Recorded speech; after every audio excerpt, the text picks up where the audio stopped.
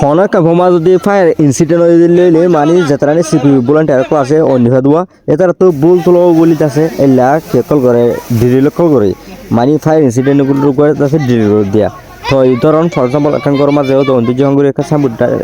থাকি দিয়ে তো ওদের ভলান্টিয়ার ক্লাস যাই কি হইব অনে নিভাব হন্ডলাও নিভাব সন হলে সুতুন থাকলে ওই জেনারেটার সারিয়ে